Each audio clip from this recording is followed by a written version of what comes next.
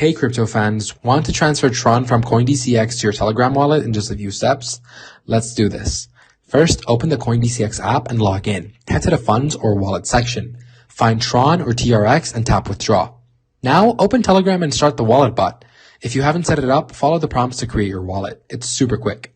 In the wallet bot, select receive, then choose TRX. Copy your Tron wallet address or scan the QR code. Back in CoinDCX, paste the Telegram wallet address in the withdrawal field. Double check it to avoid errors.